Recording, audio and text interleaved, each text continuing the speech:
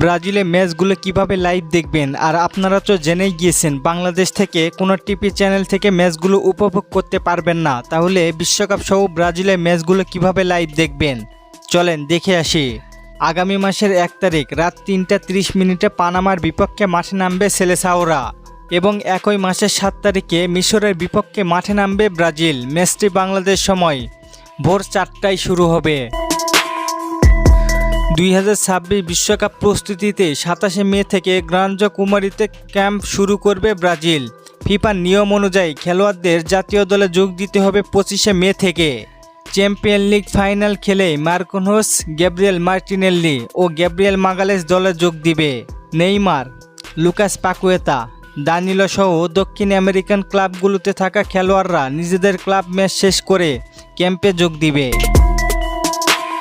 27শে মে খেলোয়াড়দের medical test প্রথম অনুযায়ী অনুষ্ঠিত হবে। প্রথম 3 দিনের অনুশীলনের শুরুতে টেস্টে প্রথম অনুশীলনে অনুষ্ঠিত হবে। প্রথম 3 দিনের অনুশীলনের শুরুতে সংবাদ মাধ্যম 15 মিনিটের প্রবেশাধিকার পাবে। 31শে মে মারাকানায় পানামার বিপক্ষে ম্যাচ খেলবে ব্রাজিল। আর চলেন দেখে আসি কিভাবে ম্যাচগুলো লাইভ দেখবেন। আর এর আগে কিছু কথা বলি আপনারা অনেকেই জানতে চেয়েছেন কেন বাংলাদেশ থেকে টিভি চ্যানেলে খেলা দেখতে পারবো না। আসল কারণ হলো 2026 বিশ্বকাপের দাম অনেক হওয়ায় কোনো টিভি চ্যানেল কিনতে চাইছে না। 151 কোটি টাকা দিয়ে লাইসেন্স নিতে হবে। তবে চিন্তার কোনো কারণ নেই, আমরা বাঙালি, আমরা সবই পারি।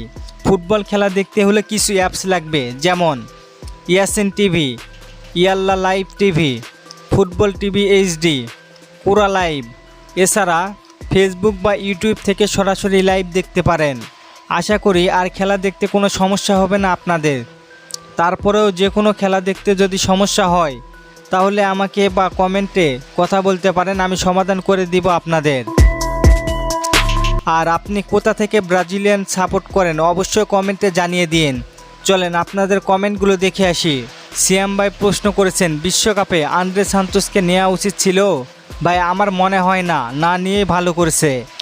সৈকত ভাই প্রশ্ন করেছেন, বিশ্বকাপের উদ্দেশ্যে কবে রওনা দিবে? ভাই 27 তারিখে। আরেক ভাই প্রশ্ন করেছেন, অ্যান্থনি কি বিশ্বকাপ খেলবে না? ভাই না। ধন্যবাদ সবাইকে প্রশ্ন করার জন্য। আর ফুটবলকে নিয়ে নতুন কোনো প্রশ্ন থাকলে করতে পারেন, পরবর্তী ভিডিওতে রিপ্লাই করব। ধন্যবাদ। আরও একবার ধন্যবাদ, কারণ আপনারা নিজের জেলার নামগুলো দিয়ে কমেন্ট করছেন।